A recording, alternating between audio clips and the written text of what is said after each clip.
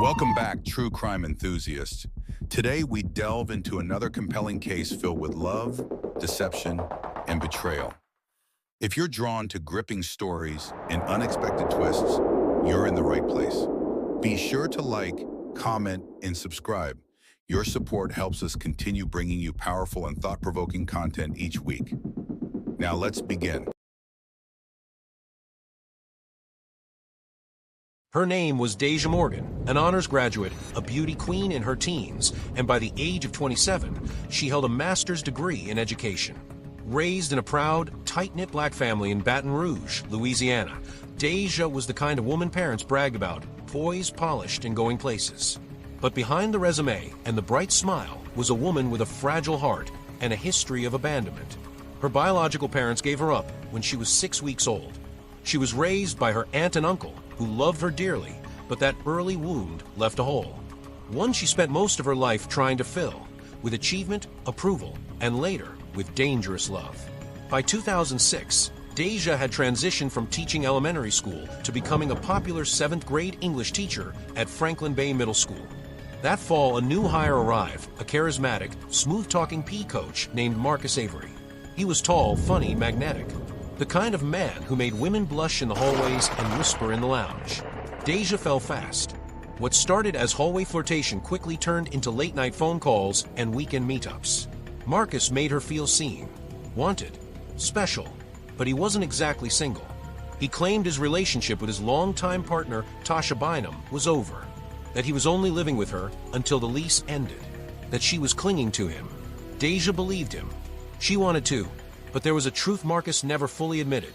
Tasha wasn't just his girlfriend, she was his fiancée. And she was 5 months pregnant. Tasha and Marcus had been together for 7 years. She was calm, dependable, and everything Deja wasn't. She worked at a local child development center and had been saving for their future. She believed the engagement ring on her finger meant commitment. She had no idea Marcus had another woman on the side. For Deja, the longer Marcus stayed with Tasha, the more desperate she became. She started watching Tasha's social media, noticed posts about preparing the nursery and baby shower planning. Every photo of Tasha smiling while visibly pregnant chipped away at Deja's sanity. She confronted Marcus again and again. You said she was leaving, that you were leaving her. Soon, baby. Just wait. I can't hurt her right now. Not like this. If you're enjoying this story, kindly do us a favor and subscribe to our channel. It is free and won't cost anything, but it means the world to us. We're just a small channel trying to grow. Thank you, and back to the video. Weeks passed. Nothing changed. Then something in Deja did. She stopped waiting. On the evening of November 29, 2006, Tasha Bynum came home from work to her quiet townhome on Delray Oaks Lane. Her neighbors would later say they heard nothing. No scream, no gunshot, just silence. Hours later, Marcus returned home from basketball practice and found her body lying face down in the garage, surrounded by blood. She had been shot in the chest and head, then stabbed in the neck. It was brutal, vicious, overkill. The police were called. Marcus sobbed over her body, repeating over and over, who would do this to her? Who would hurt her? Detectives immediately noticed something odd. The back door had been kicked in, but nothing was stolen. No forced entry at the front. Tasha's purse, phone, and jewelry were untouched. This wasn't a robbery. It was personal. When detectives asked Marcus about enemies, he hesitated, then mentioned a coworker he'd been seeing on the side. A woman named Deja Morgan. At first, Deja acted shocked when investigators came knocking. Me? I'd never. I mean, yes, we were talking, but I didn't even know she was pregnant. We weren't serious like that. But things didn't add up. She had no solid alibi. Phone records showed she had called Marcus 17 times that day, including just minutes after the estimated time of Tasha's murder. A search of her car turned up muddy footprints, a box of latex gloves, and, most damning, gunshot residue on the driver's seat. Then came the twist. Her cousin, Deshaun Morgan, came forward through a lawyer. He told police that Deja had borrowed his loaded .38 revolver just days before the murder. She said she was afraid of someone following her home from work. After the murder, she returned it, empty. And the ballistics? A perfect match. But Deshaun wasn't the only family member with suspicions. Deja's own aunt later admitted that Deja had asked her how long someone could go away for if they did something in the heat of passion. The aunt brushed it off at the time. Now she couldn't sleep.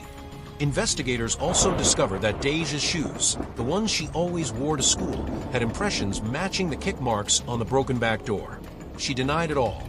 She said Marcus had borrowed her shoes, that someone planted the gun residue, that she'd left her phone at a friend's house.